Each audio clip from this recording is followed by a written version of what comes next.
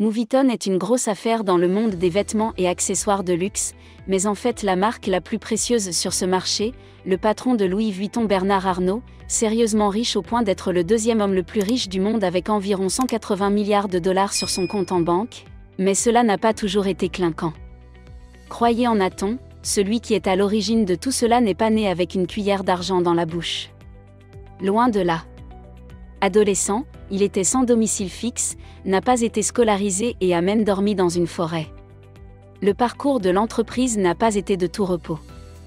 Le chemin a été semé d'embûches, comme une tentative de prise de contrôle hostile, une série d'affaires juridiques et une bonne part de scandales. Comment a-t-il transformé une petite famille de banquiers en une marque internationale dominante ? Louis Vuitton est né en 1821 dans un minuscule village isolé de France appelé Aucher, ce n'était pas un endroit chic. Il n'y avait ni électricité, ni eau courante.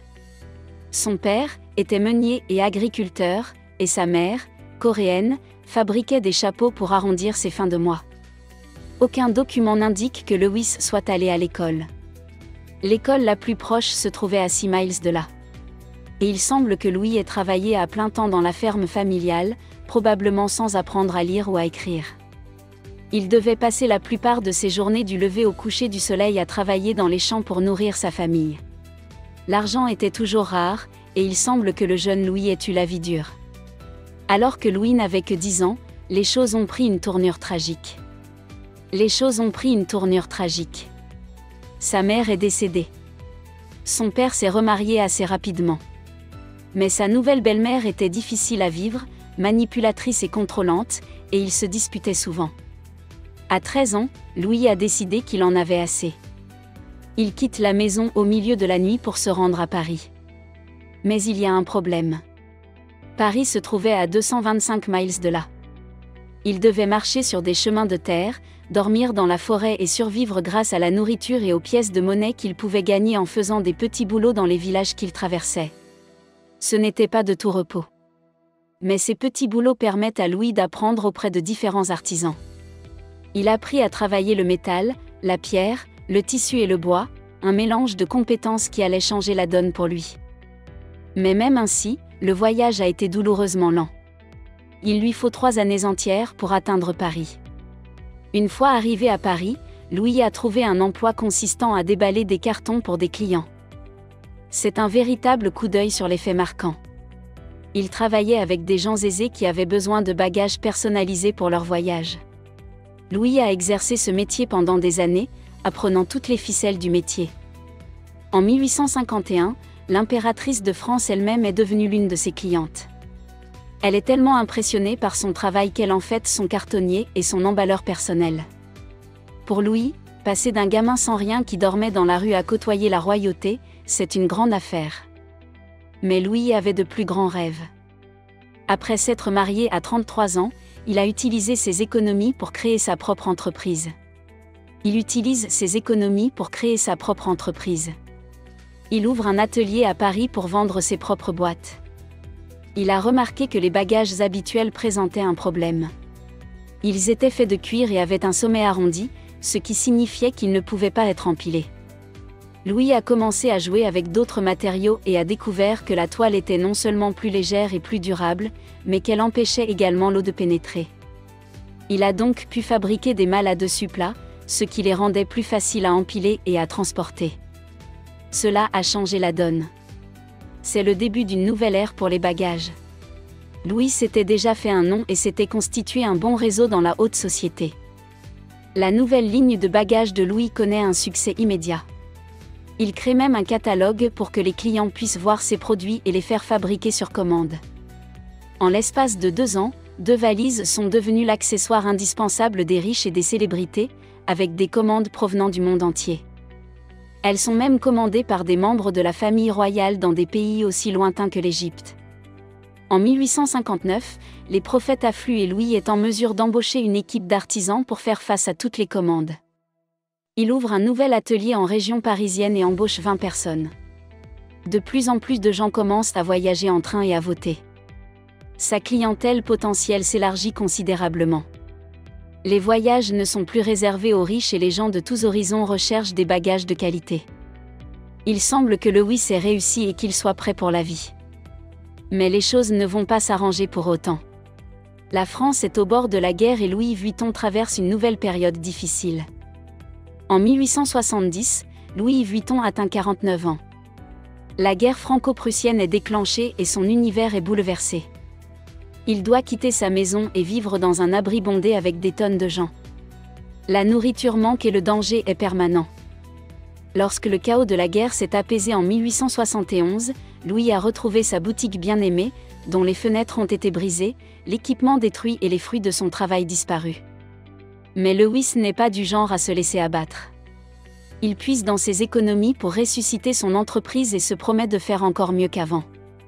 La guerre ayant laissé de nombreux sans-abri, il y avait beaucoup de magasins vacants dans la ville.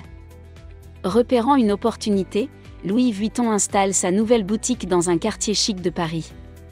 L'emplacement est parfait, juste à côté de la gare du Grand Hôtel, ce qui signifie que les voyageurs qui ont besoin de bagages n'ont pas besoin de voyager loin pour atteindre le magasin de Louis Vuitton.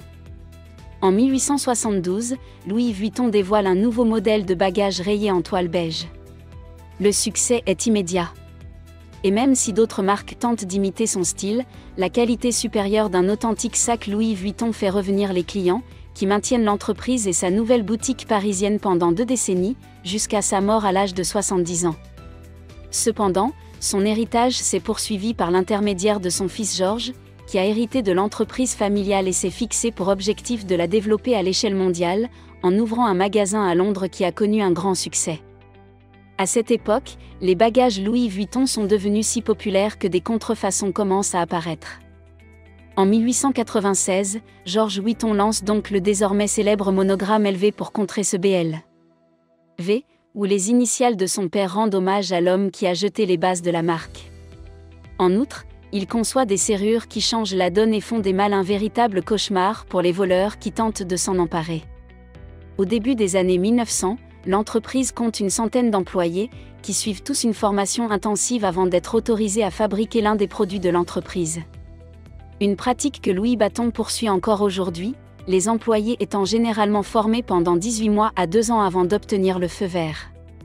C'est ensuite avec une autre légende de la mode, Coco Chanel, que l'entreprise s'est aventurée sur un nouveau terrain.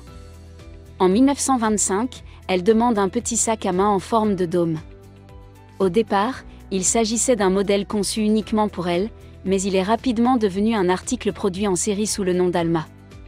Ce fut un succès retentissant qui amena Louis Vuitton à fabriquer des sacs en cuir plus compacts, comme le Kepal Speedy et No. Louis Vuitton contribua à transformer les sacs à main, qui n'étaient plus encombrants et ordinaires, en sacs élégants. Nous avons pris les rênes pendant une période assez difficile, la France était à nouveau sur le point d'entrer en guerre. La Seconde Guerre mondiale a apporté de nombreux défis. Les contrats ont été supprimés et Gueston a dû fermer l'usine Louis Vuitton alors que Paris était à nouveau assiégé. Le seul choix possible pour sauver l'entreprise était difficile, s'associer à l'Allemagne nazie. Ce chapitre sombre de l'histoire de l'entreprise a été mis au jour par l'auteur Stéphanie Bonbattini dans son livre Louis Vuitton The French Saga. Lorsqu'elle a demandé à consulter les 2 ou 2 dossiers au cours de ses recherches, les représentants de l'entreprise se sont montrés plutôt évasifs. Affirmant qu'un incendie avait détruit tous les documents de 1930 à 1945. Mais la plongée de Bonbattini dans d'autres documents historiques a révélé que Louis Vuitton a réussi à exploiter une boutique chic dans l'hôtel pour se garer pendant le régime nazi grâce à leur collaboration, alors que d'autres marques qui refusaient de coopérer ont été forcées de fermer leurs portes. De toute évidence, la société n'est pas fière de cette partie de son passé. Ils disent que Gueston a fait ce qu'il fallait pour que l'entreprise survive.